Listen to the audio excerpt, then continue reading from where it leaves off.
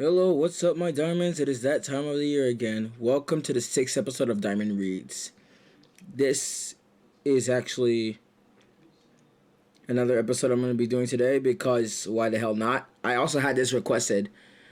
We're in the month of October and we're already getting close to 10/31/20. I'm pretty sure you guys are excited as I am. I'm pretty sure you guys are all just as excited as I am.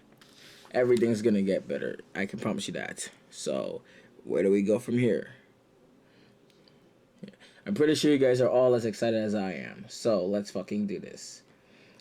I also had a request placed to me personally by the Shadow Reader himself. I'm gonna get to it as soon as possible. I'm trying my hardest not to disappoint, with my busy schedule and stuff. So, yeah. Alright. This is probably one of the longest stories I've ever seen. I hope I'll be able to finish it, and I hope I won't fuck up on this. This is actually a good story, I'm not gonna lie. This is another story.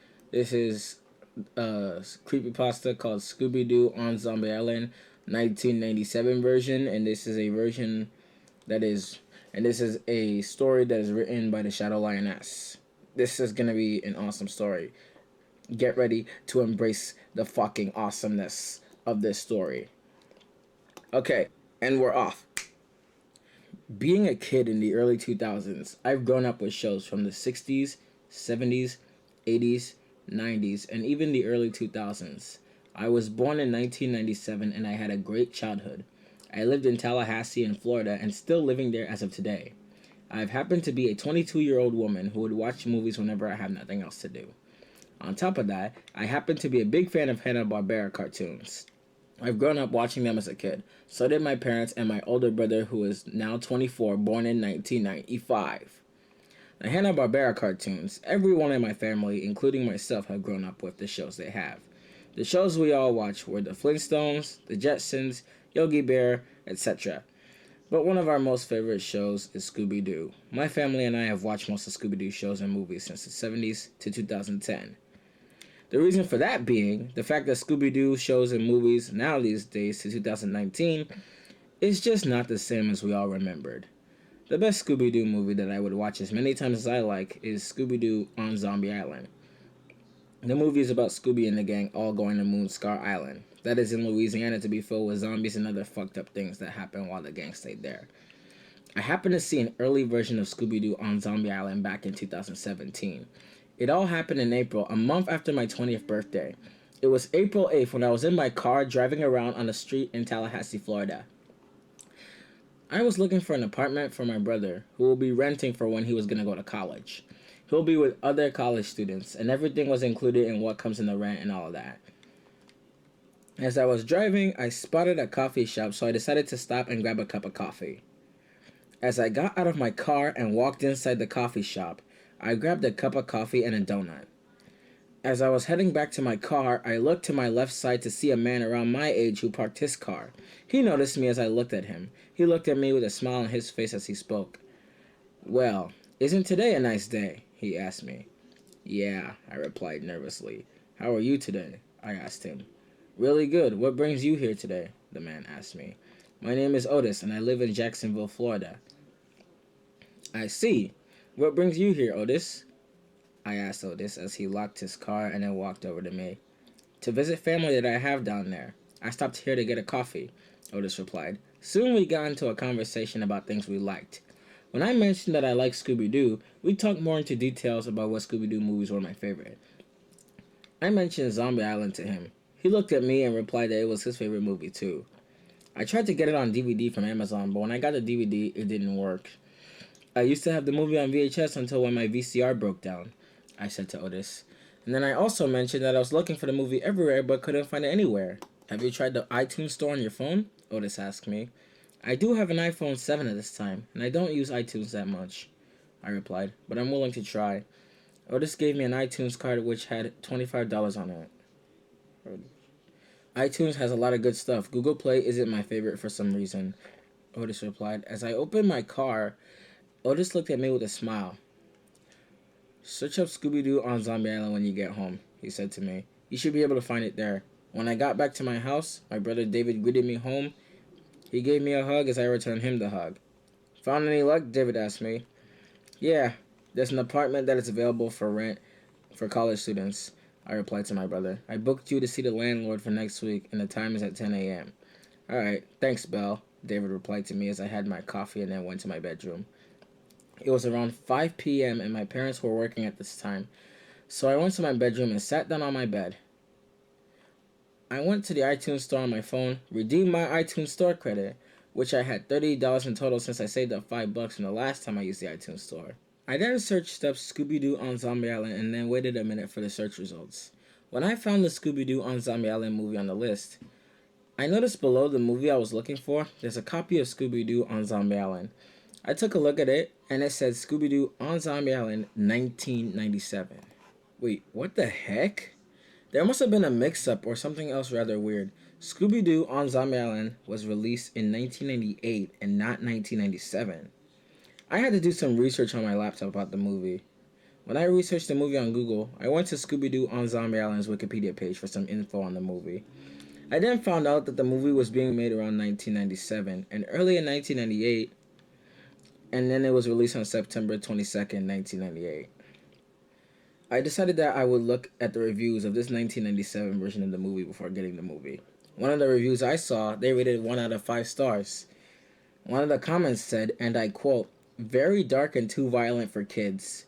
Another comment said, and I quote, "Why did this version of the movie have to be even more scary than the 1998 version of it?" I ignored the comments, thinking that there would be more comments, but there were only 2 comments, and that was it. I downloaded the movie, and I plugged in my earbuds in my phone. As I looked at the screen, to my surprise, the cover was a bit different. The cover had Scooby, Shaggy, Velma, Daphne, and Fred. It also had Lena, Simone, and Jacques on the cover, along with some zombies in the background. After the movie was finished downloading, I played the movie, and it all started with the intro to the movie. The intro starts off with the gang solving a mystery, as they usually do in every Scooby-Doo movie, with the theme song playing in the background. When the gang solve their mystery as usual, the screen then transitions to Daphne sitting in front of a talk show host. And that's how we solved the mystery of the moat monster, one of our most frightening mysteries.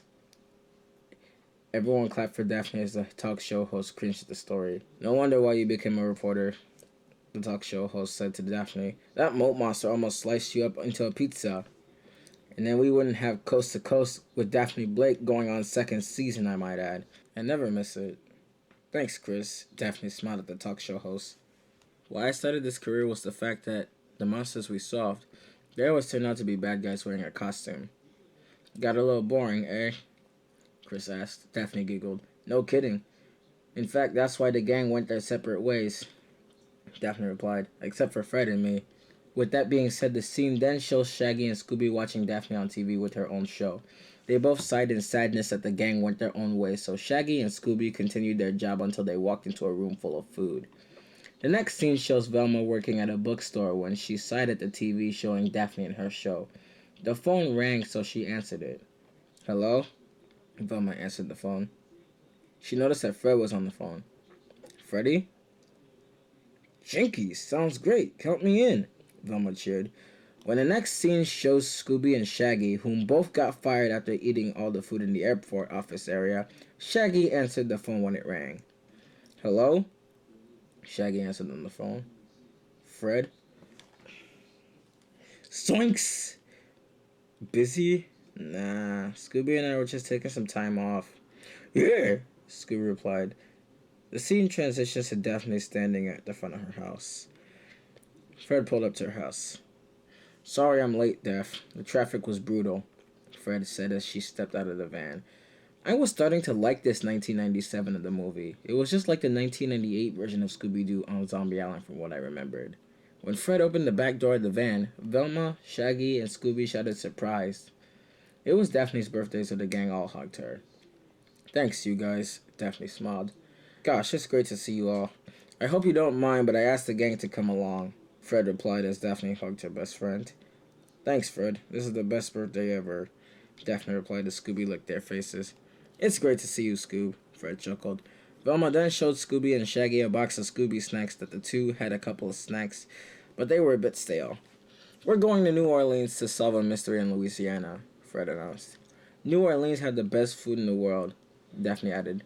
And the best ghost, Velma also added. I hope so, Daphne replied.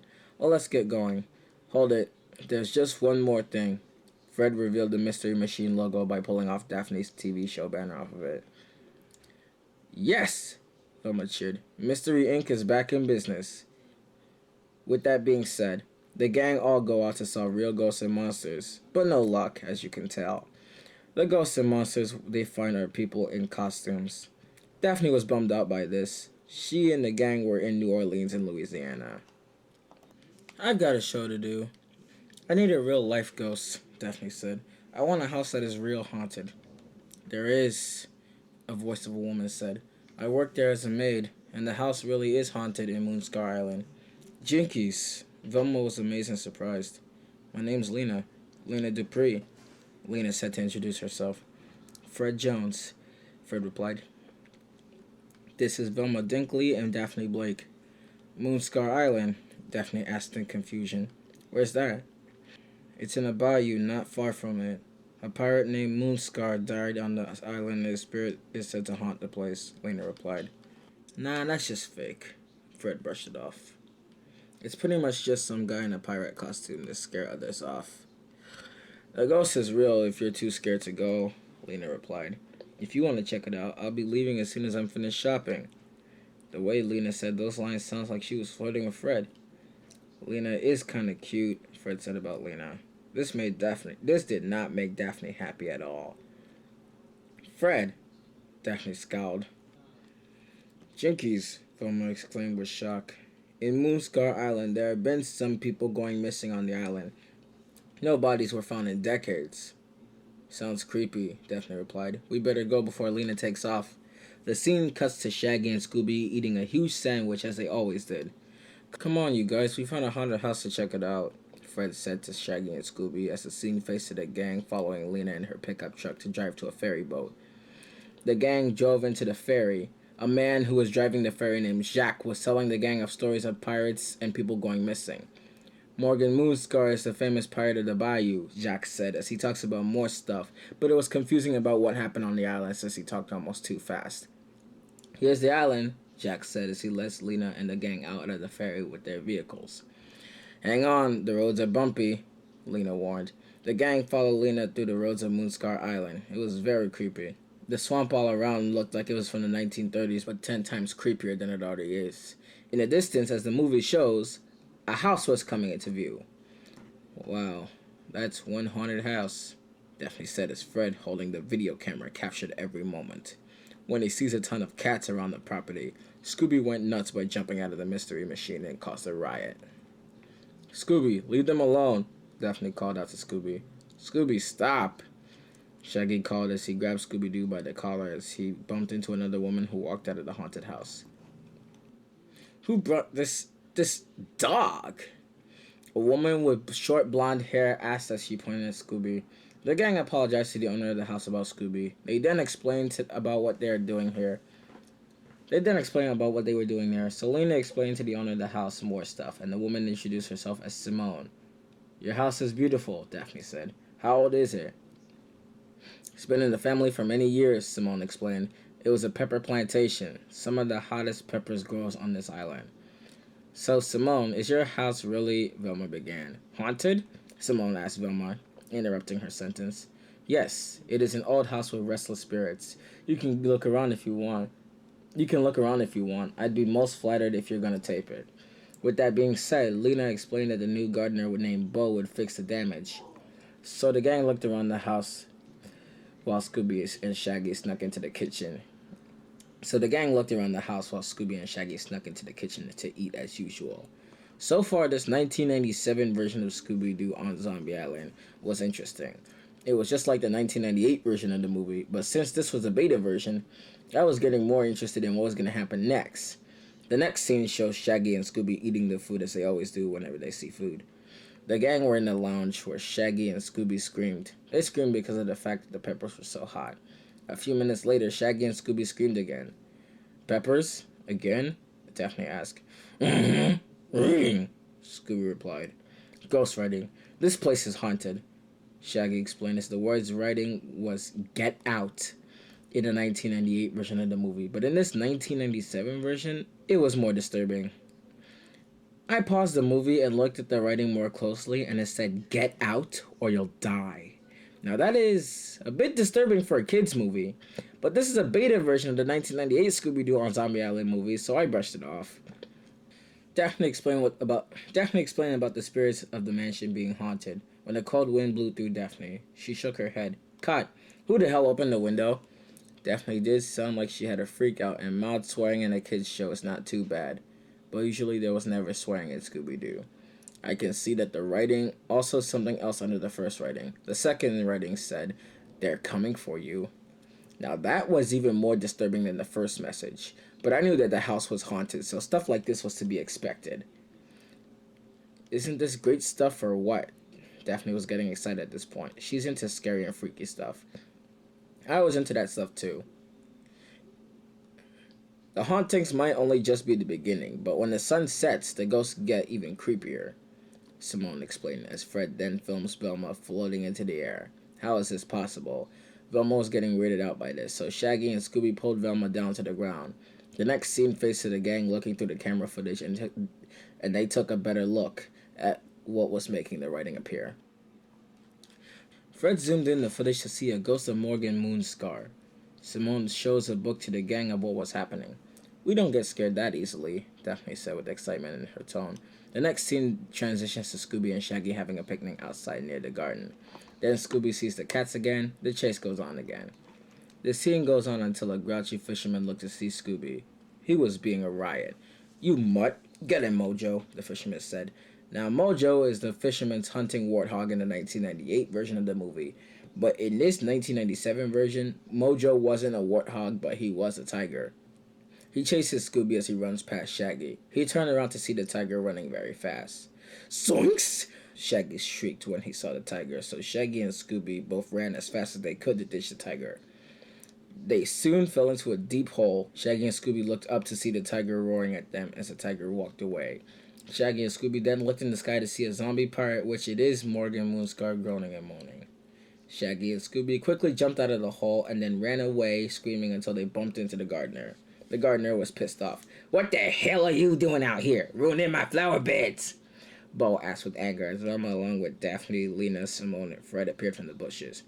"What's going on, guys? We can hear you screaming from the house." "We saw a pirate, Moonscar. He looked like a zombie," Shaggy explained. "Oh dear," Simone said. Shaggy and Scooby then took the gang to see where they found the zombie.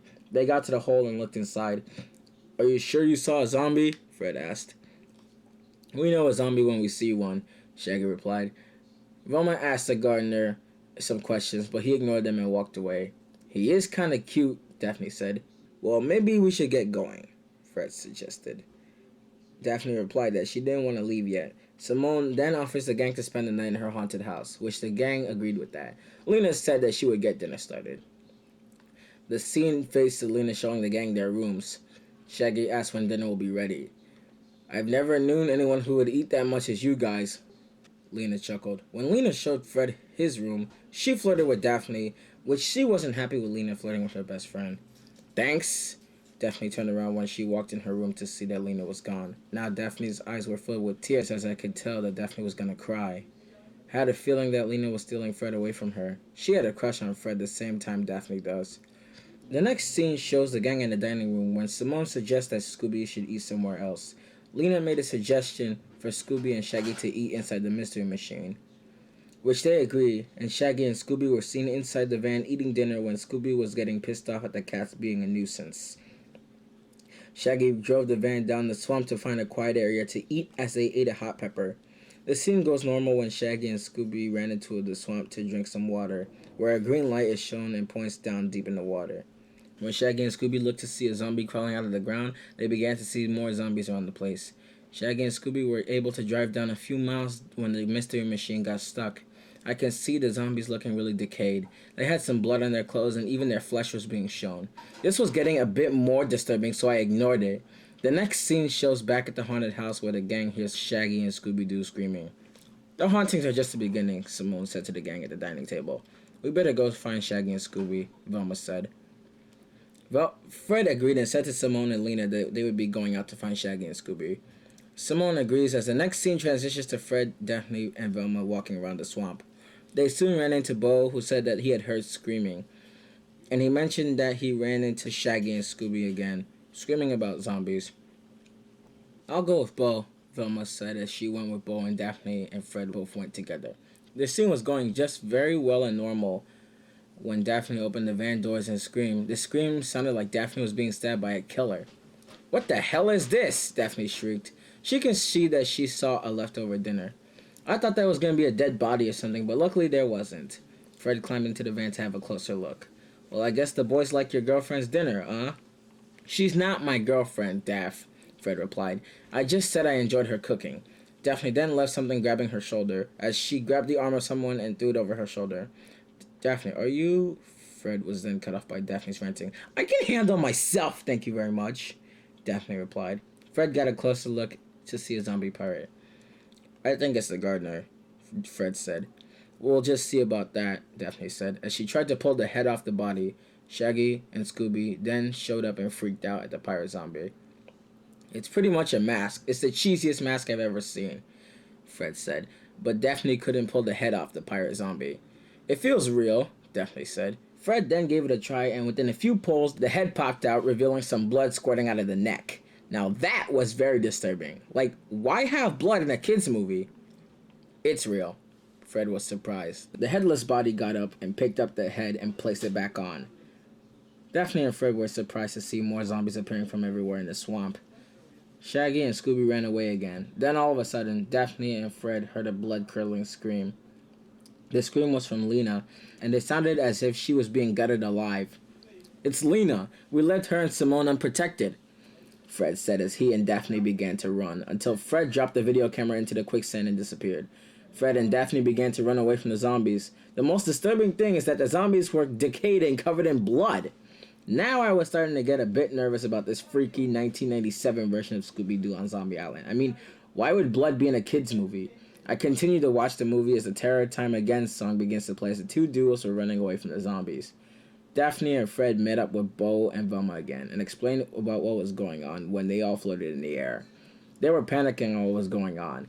Then another scene faces Shaggy and Scooby playing with dolls that looked like their friends. I wonder who made these dolls, Shaggy asked as he and Scooby were soon chased off by bats. They soon ran into more zombies.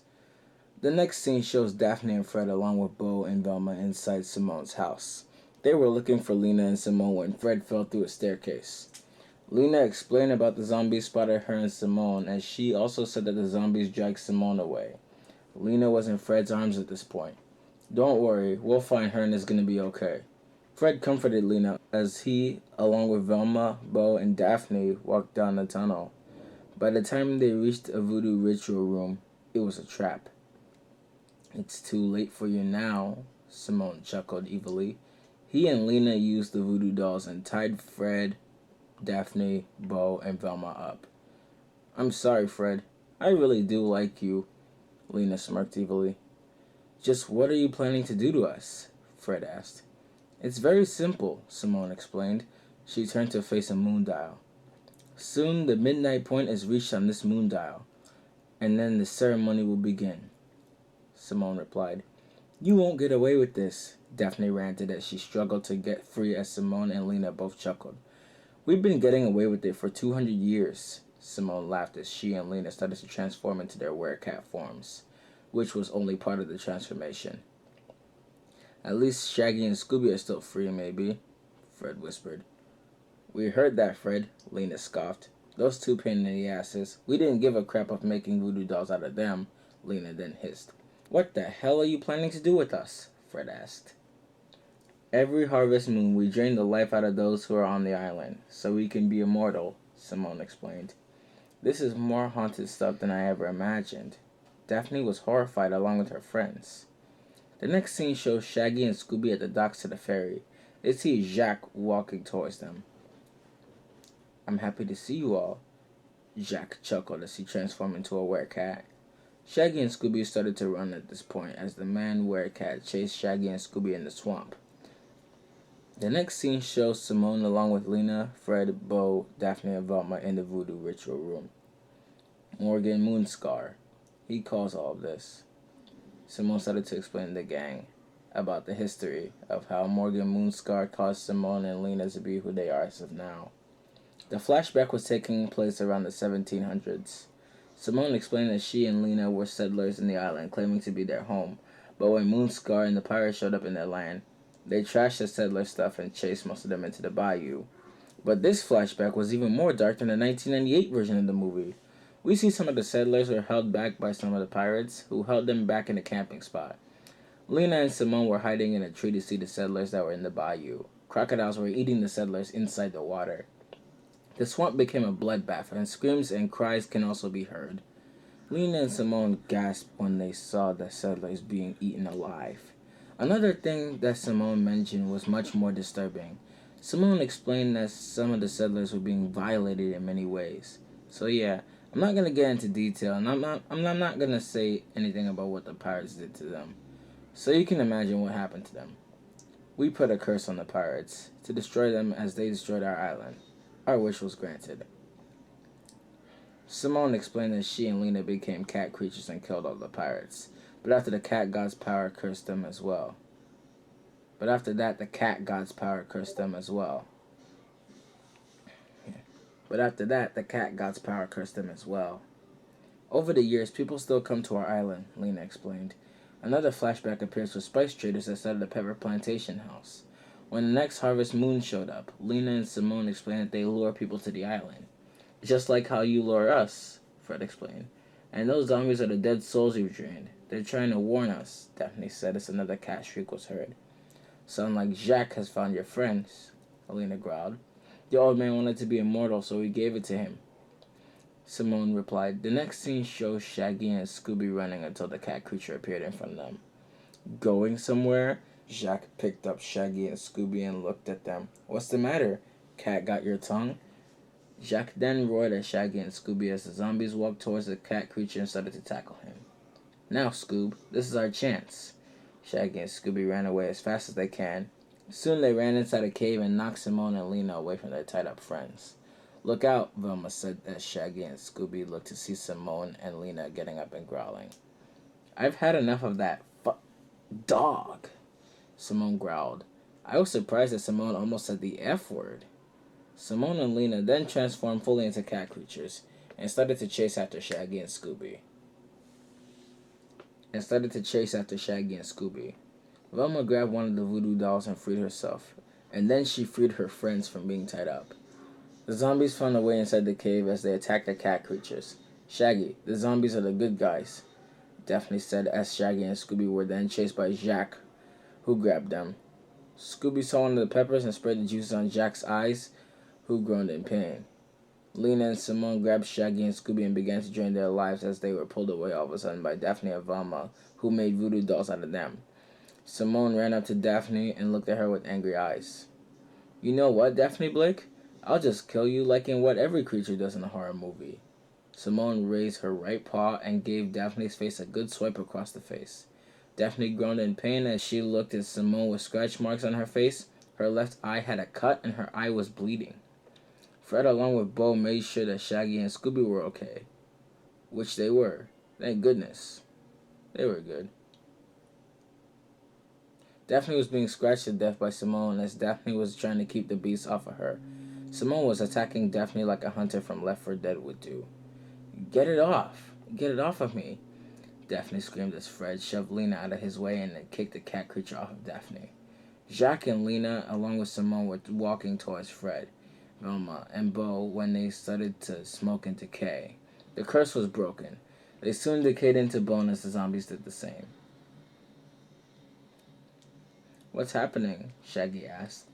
Their spirits are decaying, Shaggy, Velma explained. They can finally rest in peace. With that being said, all the zombies and cat creatures were gone. The gang soon turned to see a beat-up Daphne. She had scratches and bruises on her.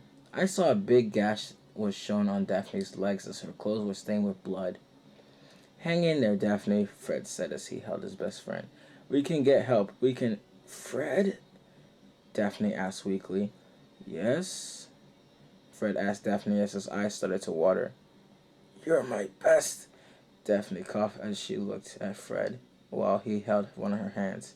best friend that I've ever had, Daphne said. No, Daphne, don't do this. I can't lose you now. Fred started to sob. Fred, take care of the gang, Daphne replied. And I love you more than anything, Daphne said as she closed her eyes. Fred started to cry. Along with Velma, Scooby and Shaggy and Bo were also all crying to the loss of their friend. I started to cry a little myself, too. I think this movie wanted to kill off Daphne, but luckily they didn't show this part in the 1998 version of the movie. Then the last scene transitions to Fred looking at the sunset. I'm sorry, Fred, Velma said as she tried to comfort her friend. Fred looked at the sunset. Oh, Daphne, Fred said sadly. Fred, a voice called out. Bo appeared and looked at Fred. Look who's back. Bo stepped to the side as Fred looked to see Daphne walked up towards Fred. She did have a bandage around her left leg where the huge gash was. She had a lot of scratches and her left eye was able to be opened again. But even she had a black eye. What matters is that she's alive. Daphne! Fred ran up to Daphne as the two both hugged each other when they got close enough. I thought I'd never see you again. Bo knew I was alive, Daphne said. He treated my wounds. Thank you, Fred said to Bo, for saving my girlfriend. Fred and Daphne then looked at the sunset and the two finally kissed. The credits then rolled and then the phone screen went back to the iTunes store. After watching that 1997 version of Scooby-Doo on Zombie Island, I was surprised. I knew that the 1998 version of the movie was dark, but I didn't expect the 1997 movie to be even more dark. Questions were inside my mind.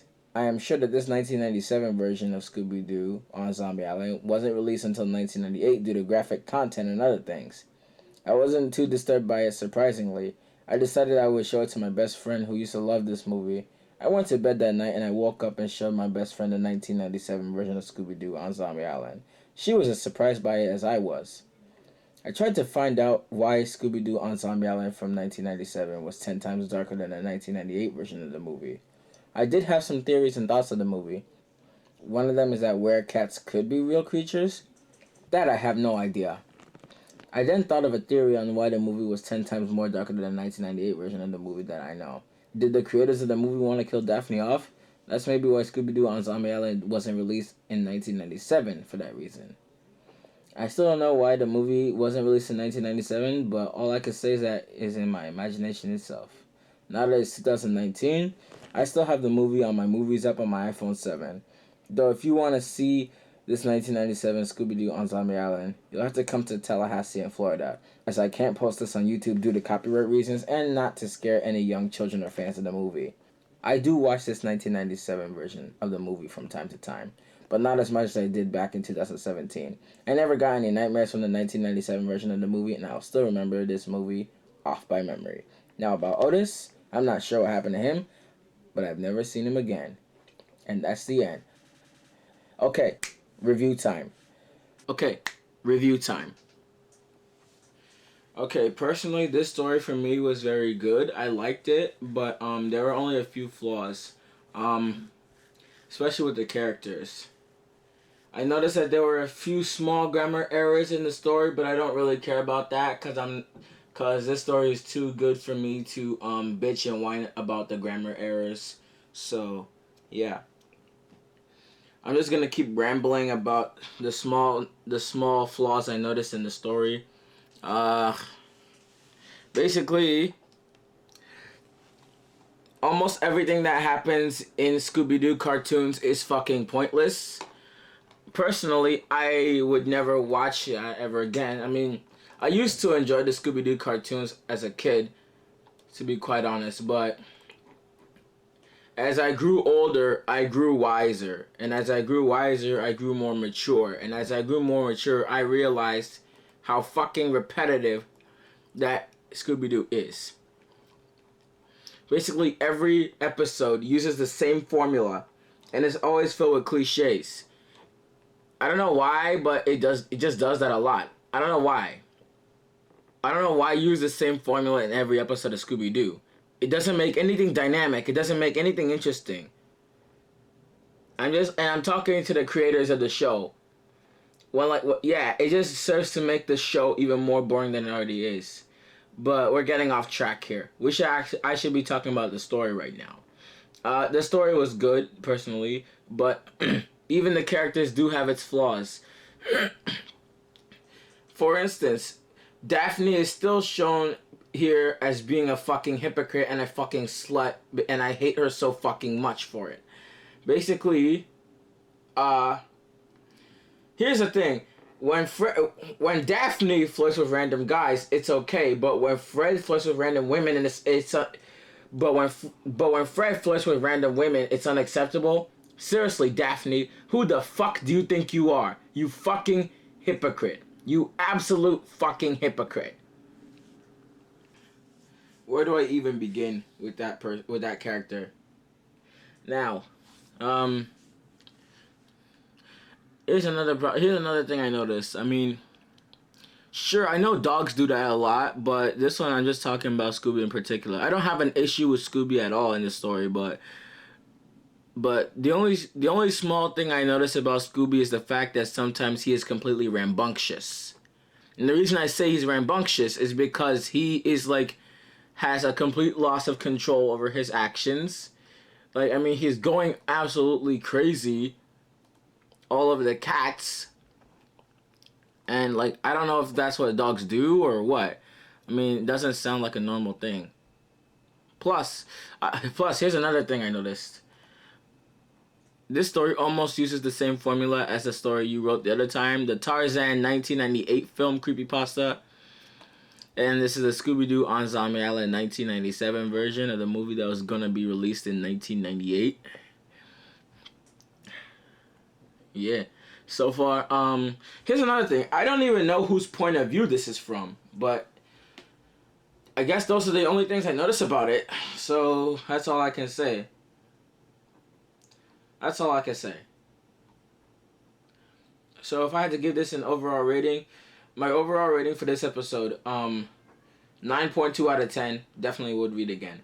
That was the 6th episode of Diamond Reads, and I'm hoping you guys enjoyed this story as much as I did, because this is kind of cool. Not gonna lie. Anyway, I'm going to go forward into Shadow Reader's request in the next episode, and I will see you all there. Stay tuned for episode 7, and stay tuned for episode 7, and I will see y'all next time. This is Diamond Rebel Squadron 0, signing off.